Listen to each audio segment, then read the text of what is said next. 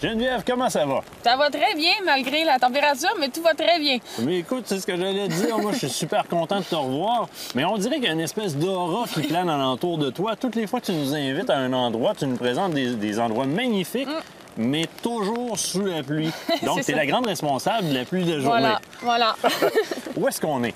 On est présentement à Montmagny, près d'un site que la Fondation a financé un projet dans le cadre de son programme Mise en valeur de la biodiversité en milieu agricole. Fait que c'est un projet qui a été fait avec la Corporation de développement économique de la MRC de Montmagny. Donc, c'est un projet d'aménagement pour principalement l'oie blanche, pour un peu l'attirer vers ces cultures-là pour qu'elle se retrouve moins dans les champs. Mais il y a un volet important aussi de biodiversité qui a été mis en place par des étangs, par des nichoirs qui attirent aussi d'autres espèces, des canards, des limicoles, des grenouilles. Fait que c'est un projet super intéressant pour nous. Puis là, on a des beaux résultats concrets aussi.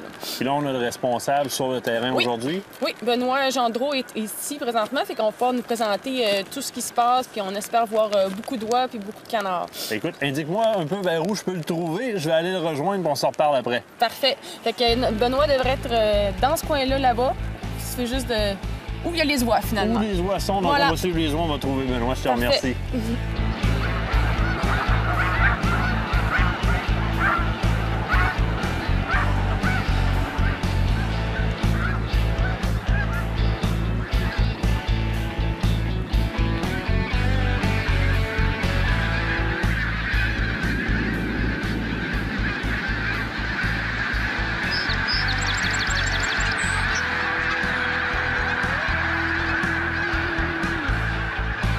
Benoît, comment ça va? Ça va très bien, toi? Ça va super bien. Puis quand je vois le terrain de jeu dans lequel tu t'amuses jour après jour, ben écoute, je t'envie.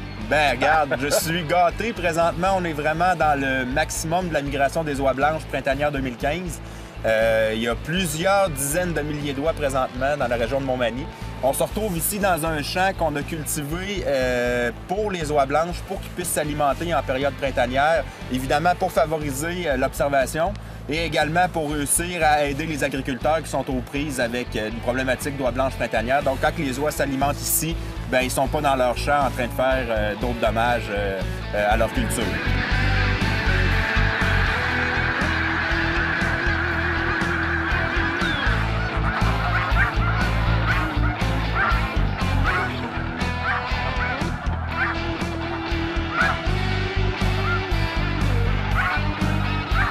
Le centre du champ est cultivé en maïs qu'on ne récolte pas, qu'on va coucher au sol à l'automne pour que le grain de maïs soit disponible lors de la migration printanière qui suit l'automne. Puis évidemment, le pourtour du champ est une plantation de fourrage pour permettre aux oies de s'alimenter plus en mai lorsque la reprise de la saison de croissance va avoir débuté. Et tu as également des étangs qui sont faits sur le terrain? Oui, on a creusé 2 étangs d'un diamètre d'environ 100 pieds de diamètre pour permettre aux canards barboteurs, évidemment, d'aller s'alimenter et pour permettre également aux amphibiens d'aller se reproduire dans ces étangs-là. Sur le même terrain, j'ai cru remarquer plusieurs types de nichoirs différents. Oui, il y a 2 types de nichoirs qu'on a installés. On a installé un réseau d'une quinzaine de nichoirs à hirondelles bicolores qui étaient pratiquement tous occupés l'été dernier.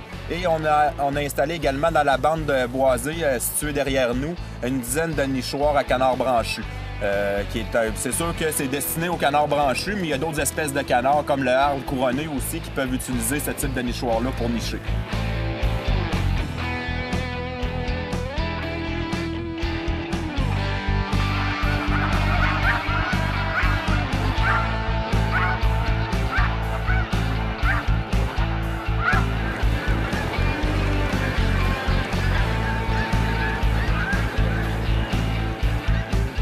On fait ici de l'observation, mais on fait aussi de la chasse, évidemment. Oui. L'oie blanche, c'est la seule espèce d'oiseau migrateur qu'on peut chasser au printemps. Étant donné la surabondance de l'espèce, il y a une chasse qui est permise au printemps. Environ à 1 km du site où on est présentement, on a dézoné une petite bande dans la zone d'interdiction de chasse. Pour faire une petite parenthèse, au printemps, entre la 132 et le fleuve, c'est une immense zone d'interdiction de chasse à Montmagny. Oui. On a réussi à dézoner une petite bande pour y faire une chasse contrôlée qui se situe environ à 1 km à l'ouest du site présentement de la culture attrayante qu'on vient de décrire. On fonctionne par tirage au sort? Oui, ça fonctionne par tirage au sort. Les gens s'inscrivent à l'hiver pour pouvoir avoir accès au site.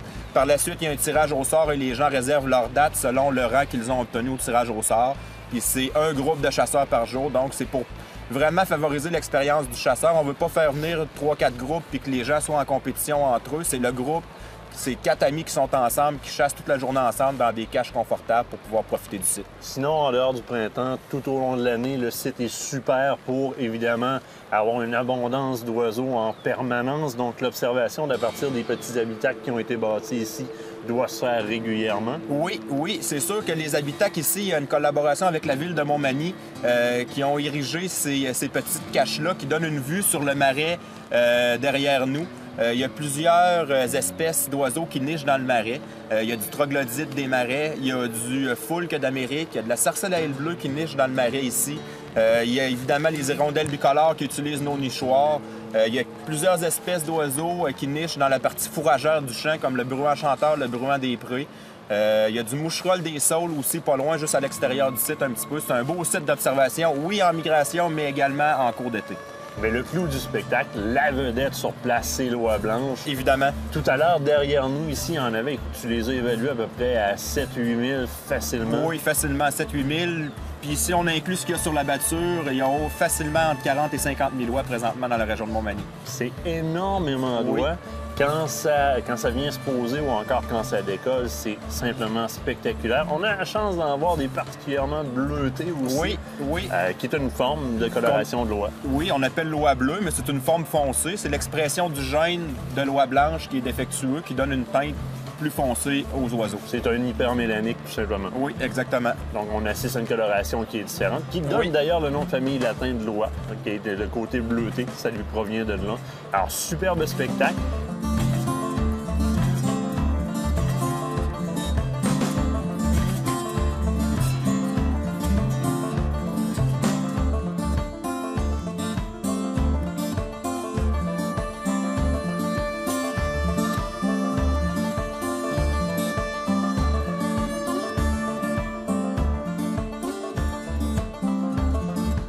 On peut te suivre sur un blog en particulier, surtout quand la migration commence. Oui, mon blog se réactive beaucoup quand les oies commencent à arriver dans la région, que ce soit au printemps à partir du mois de mars ou à l'automne à partir du mois de septembre. C'est sur le migrationdesoies.ca.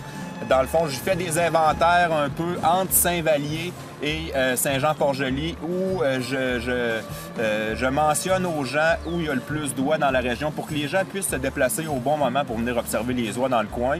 Puis même lorsque la migration remonte à partir de la côte est américaine, à partir du mois de février-mars, je décris la migration qui se fait vers le nord pour indiquer aux gens quand est-ce que les oies vont arriver au Québec, quand est-ce que les oies sont présentes, exemple en Montérégie ou autour du lac Saint-Pierre comme Baie-du-Fèvre. Là, présentement, on approche la fin avril. Bien, les oies sont rendues dans notre région de Montmagny, dans l'estuaire moyen du Saint-Laurent. Benoît, que dire de plus que j'ai passé une super belle matinée à faire de l'observation de toutes les espèces qu'on a vues, particulièrement l'oie blanche. Un gros merci. Merci à vous. Et un gros merci pour le travail global que tu fais pour nous, amants de la nature, observateurs et chasseurs. C'est génial. On va aller se cacher, on va les laisser se poser pour les observer un peu. Excellent.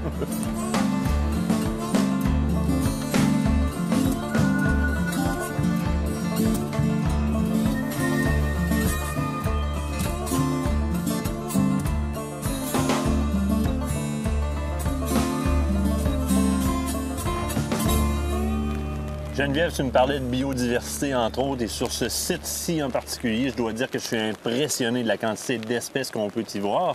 Et là, j'ai envie de te demander, parmi tous les programmes qui sont gérés chez vous, ce programme-là, du moins, cette initiative-là s'inscrit dans le cadre de quel de ces programmes-là? C'est le programme qui s'appelle Mise en valeur de la biodiversité en milieu agricole. Donc, c'est le programme à la Fondation où on travaille vraiment en milieu agricole. Fait qu'on cherche des collaborations entre les clubs conseils, les agriculteurs eux-mêmes, puis des organismes qui travaillent pour la faune. Fait qu'on instaure, en fait, des aménagements ou des projets qui aide la faune dans le milieu agricole. Fait qu'ici, on a un superbe exemple, puis on a de la biodiversité qui est vraiment présente. Là. Fait que c'est super intéressant. Et par le fait même, en collatéral, on aide aux agriculteurs alentours puisqu'on concentre les oies à un endroit particulier où est-ce qu'on peut les observer. Et puis, je dois te dire que c'est encore une très, très belle réussite. Je te remercie, Geneviève, de m'avoir fait découvrir encore un très bel endroit. Et nous, on se revoit très certainement au courant de la saison. Parfait. Avec du soleil, on l'espère. Bien, là, c'est ça, là. Faut que tu te forces pour un peu de soleil. C'est assez la pluie, là. Merci beaucoup. La Fondation de la faune du Québec est fière de vous avoir présenté cet aménagement faunique.